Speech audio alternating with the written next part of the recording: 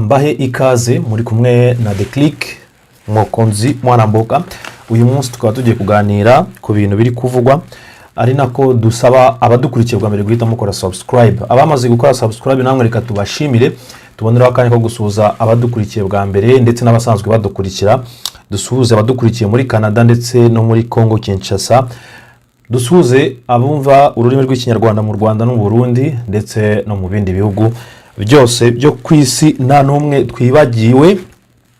Uyu munsi rero tukaba tugiye kugaruka ku bijyanye no kuntu ababyeyi bohereza abana hanze mu bihugu bya kure, haba mu bihugu byo muri Aziya cyangwa mu bihugu byo mu Burayi, haba mu bihugu byo muri Australia, Oceania, ahari hose cyangwa mu bihugu bindi byo muri Afrika, ariko bikaba byagereranwa no kuba hari igihe abana bishobora kuba nko kubahura, bakaba bagiye kuba mu buzima bukomeye cyane ndetse buganisha ku mfu za hato na hato ziba ku bana bagiye hanze bagiye kwibana, bidakuyeho ko n'abana bajyanye n'ababyeyi babo.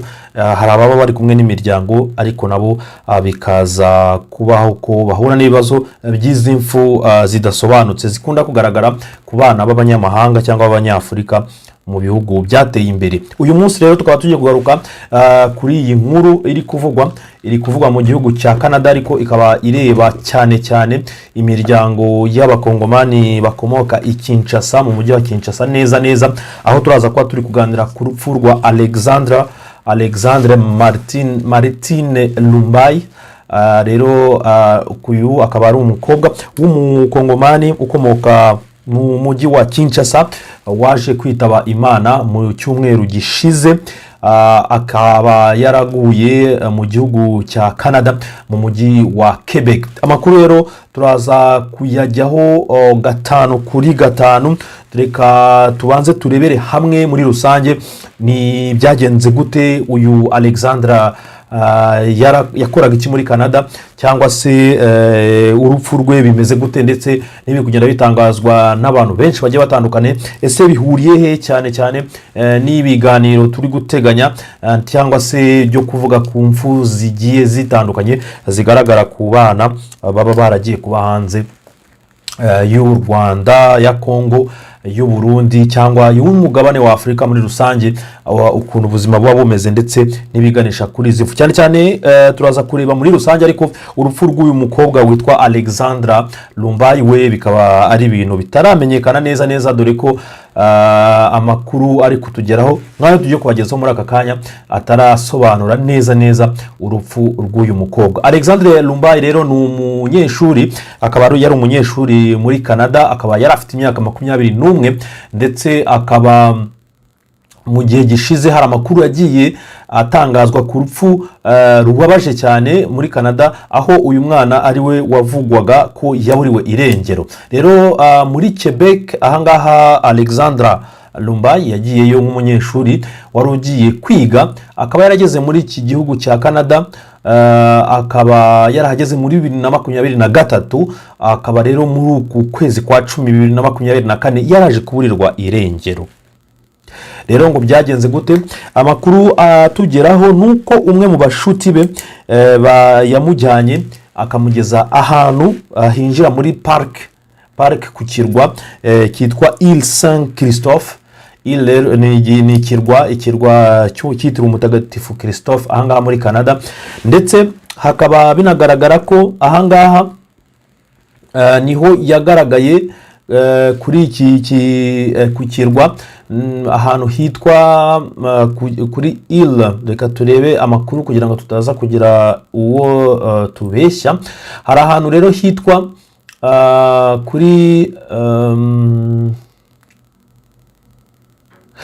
ku kirwa cya Saint-Quentin.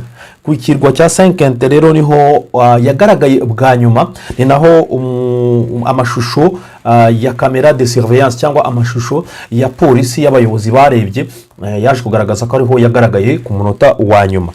Uyu mukobwa rero akaba yaramaze umwaka umwe yari muri Canada, aho yigaga kuri kaminuza ya Université de Québec Trois-Rivières, ni kuri kaminuza yitwa Quebec à Trois-Rivières, rero niho yigaga.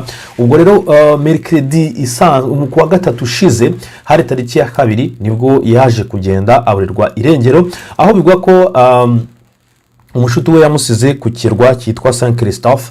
Ahangaha rero ku kirwa cya Saint Christophe ni naho amakamera de surveillance yaje gupuruva, yaje kwerekana neza ko koko ariko yagaragaye. Rero uwo babanaga niwe wamusize aho ngaho ku muryango winjira muri icyo kirwa cya Saint Christophe, ni hafi y'ahantu hari club y'ubwato, ahantu ubwato tuno twato duto tuba duparitse ahantu benshi bajya bahurira, ndetse bikavugwa ko kuba yaragiye kuhamusiga yari yabisabwe n'uyu Alexandra akaba yarasabye umushuti we kuhamusiga, nakundi yarahamusize aragenda arahamuhasiga, no kuvuga ko we ahita akomeza gahunda ze.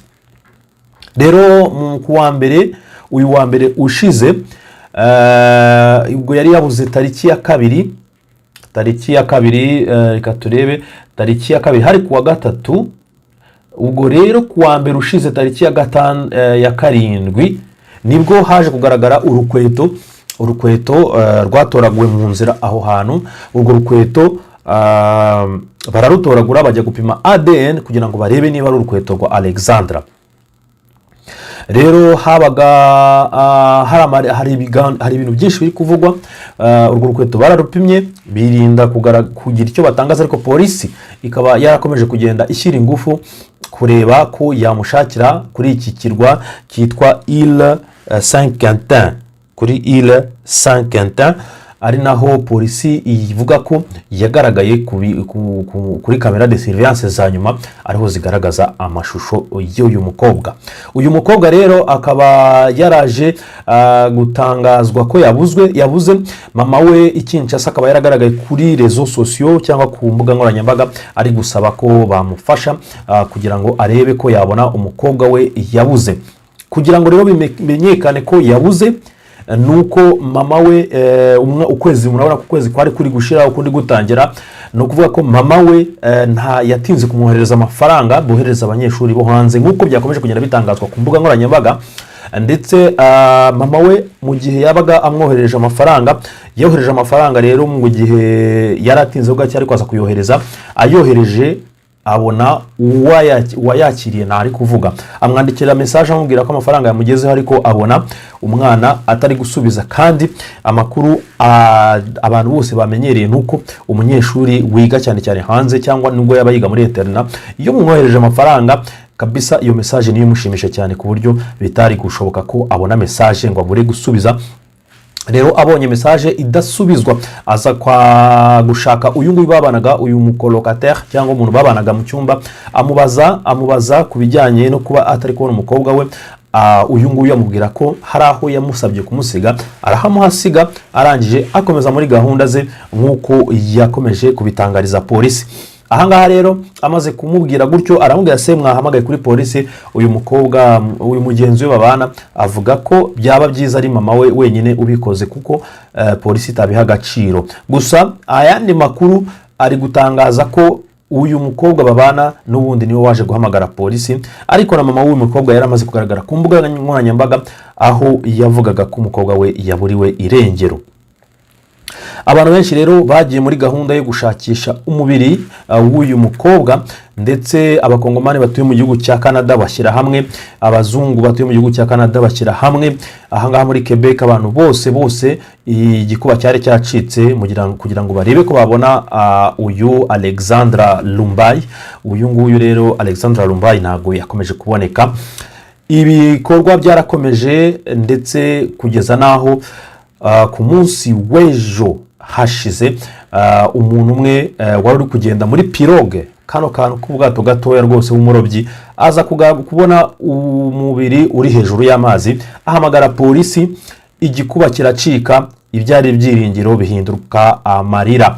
uyu Alexander rero biza kumenyekana ko yaje gupfa ubwo polisi yaje gutangaza ibipimo bya ADN byemeza ko umubiri watowe waruwe, cyane cyane ko umubiri we wagaragaraga nk'umubiri wamaze kwangirika cyane.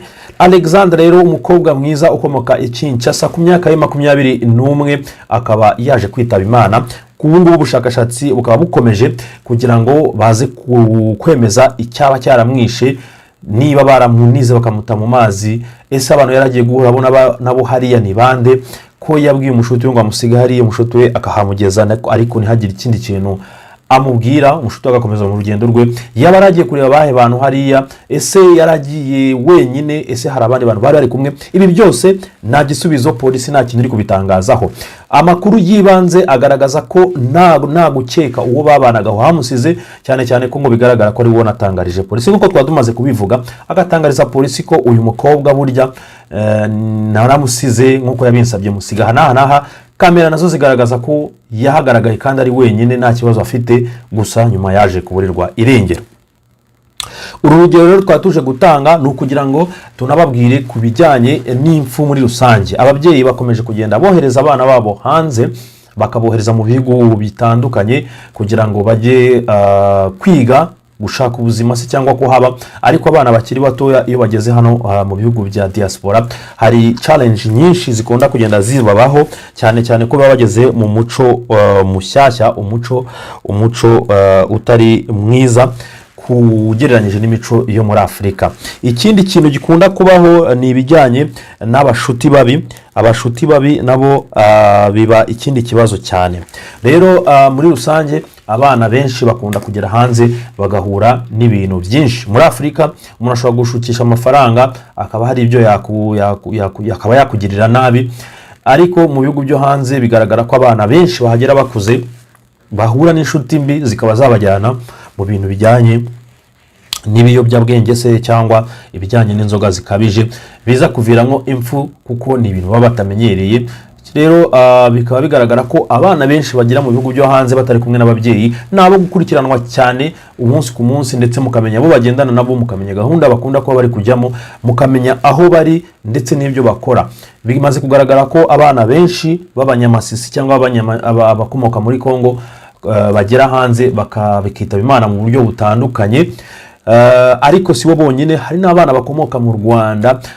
Hari uwo nzi rwose wagiye kwita muri train iri kugenda agahita asimbukiramo igahita imugonga mu rwego rwo kwiyahura. Hari n'abandi benshi mujya mwumva ngo baguye mu mazi. Gusa ibyo ni ku ruhande rw'abantu bagira stress, bakaba bashobora kwirangiriza ubuzima bwabo bwonyine.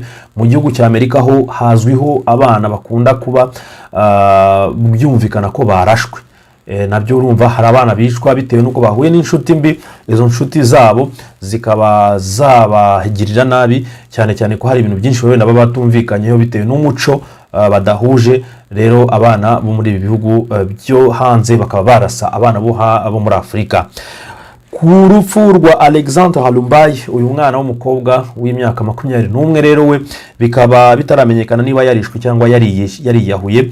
Kubura urukweto rwe rwaragaragaye mbere yuko ahatandukanye naho umurambo we uri, ni ikigaragaza ko bishobora kuba hari ahantu yavuye atameze neza, atari mu maboko ye, akaza kwisanga agiye kujugunywa muri ayo mazi. Test ADN zishobora kuzatwereka niba hari abantu niba hari ibindi bimenyetso byo ku rupfu rwe. Mu gihe tugitegereje ibisubizo rero bya polisi, dukomeje kwihanganisha umuryango wa Alexandre Halumbayi ndetse n'abandi bantu bose bo mu miryango ye n'abandi n'inshuti n'abavandimwe. Ari nako dukomeza kuburira ababyeyi bohereza abana hanze ko bajya babakurikirana, bakamenya ko babohereje ku bandi bantu bamenyereye, babamenyereza, dore ko iyo uhageze rwose ukagwa mu maboko atari meza, ni probability, amahirwe yo kuba wapfa cyangwa ugahura n'ibibazo bikomeye cyane bikujyana muri gereza cyangwa bituma bagusubiza muri Afurika ni menshi cyane. Cyane hari guhura n'inshuti mbi nkuko twabivuze, kujya mu biyobyabwenge, guhura n'abantu bagushukisha amafaranga nyamara bakeneye kwaka ubuzima bwawe. Ni byinshi cyane bikunda kuba hano hanze, udashobora kwiyumvisha ko hari abantu baba pervers, abantu bafite stress bashobora gushimishwa gusa no kumva ko hari umuntu batse ubuzima. Ibyo ni ibintu bisanzwe, mu gihe muri Afurika ho ushobora kumva umuntu akwishe kubera ubugome bwe. Hano ho hari abantu gusa bafite stress bagashimishwa no kuba bashobora kuba bakwica umuntu byonyine, bikaba ari cyo kintu yakumva kimushimishije. Icyo gihe rero hari igihe bakwigiraho inshuti bakakwica, bakigiraho inshuti ku wundi muntu akamwica. hari abantu bameze gutyo rwose, kandi ibi byose bikunda kuba ku bakobwa. Ibi byo kuba abantu bashukishwa amafaranga bakabajyana ahantu hatizeho bagapfa, bikunda kuba ukumva umuntu ngo yari boyfriend wundi akamwica, akaba hari undi mu girlfriend nawe yari afite akaburirwa irengero, ugasanga nk'abantu bagera ku 10 bamaze gupfa bazize umuntu umwe. Aba rero uyu waburiwe irengero yaragiye kuri club y'ubwato. Na hano ubwato n'abantu bakunda kugira ubwato n'abantu baba bari abakire. Hari hypothèse ko ashobora kuba, hari igitekerezo cya mbere ko ashobora kuba yarakurikiye umuntu w'umukire muri kiriya gice. Uwo muntu rero akaba yaramukoresheje ibyo yagombaga kumukoresha, nyuma akamwica. Icya kabiri ashobora kuba uyu mukobwa yaragiye wenyine akaba yakwirangiriza ubuzima. Ni hypothèse yindi, ariko mu bigaragara mu mashusho ye yagiye agaragara hanze hari umuntu usanzwe udakoresha ibiyobyabwenge, umunyeshuri ukiri mushyashya wageze muri 2023. Hari ibintu byinshi abantu bakomeje kwibaza ko ashobora kuba yagiriwe nabi, cyane cyane efe cyangwa fact y'uko urukweto rwe rwagaragaye mu nzira iganisha aho basanze umurambo we. Rero umurambo we wasanzwe hagati aha hantu ubwato buparika mu mazi, uri kureremba hejuru, uvumbuwe n'umurobyi usanzwe. Uyu murobyi rero akaba yahamagaye polisi ikaza gutangaza ko umubiri w'uyu nguyu babonye nyuma y'ibipimo bya ADN waje kwemezwa ko ari umubiri wa Alexandra, uyu mwana ukomoka muri Congo Kinshasa. Reka dukomeze kubabwira ko amakuru y'uyu mwana, ndetse hari n'ikiganiro kiri imbere tugiye kuzashaka mama diaspora la wise, the wise. Rero akaba tuzamuha umwanya akadusobanurira cyane ko mu minsi yashize yari natubwiye ko ari kudupangira ikiganiro ku bijyanye n'impfu z'abana b'abanyafurika bakunda gupfa mu gihugu cya Canada. Atubwira ko azabiduhaho amakuru menshi, ndetse n'igituma aba bana bari kugenda bapfa mu bihugu bya Amerika na Canada. Ariko mbere yuko anaduha n'ikiganiro, twaje gutungurwa noneho n'iyi nkuru yanditswe hangaha kuri iki kinyamakuru tariki ya 8, ubu turi tariki ya 9, ubwo nejo hashize. Uyu nguyu rero iyi nkuru ikaba yaravuga ko uwo twari tuzi ko yaburiwe irengero mu cyumweru cyashize ari we Alexandra Lumbai, baje kumusanga yitabye Imana muri Quebec. Reka dukomeje kwihanganisha abamuzi bose. Nari The Click Mukunzi Mwana Mboka. Reka mbashimire cyane mwese mukomeje gukora subscribe, ndetse namwe mukomeje kugenda mudukurikira umunsi ku munsi. Muduhe commentaire zanyu ku biganiro mushaka ko tubagezaho, cyane ko dufite na rubric yindi yo kubagezaho ibiganiro bijyanye n'ubuzima, aho tuzajya dutumira abadokiteri kugira ngo batuganirize byinshi bigiye bitandukanye ku bijyanye n'ubuzima, dore ko gutanga amakuru tudafite ubuzima bwiza, cyangwa abadukurikiye badafite ubuzima bwiza, n'ubundi ntacyo byadufasha. Tubahaye rero umwanya muri commentaire kugira ngo mutugezeho commentaire zanyu ku bijyanye n'iyi nkuru, n'ibyo mutekereza, ndetse no ku byo mwifuza ko twabagezaho. Bye bye.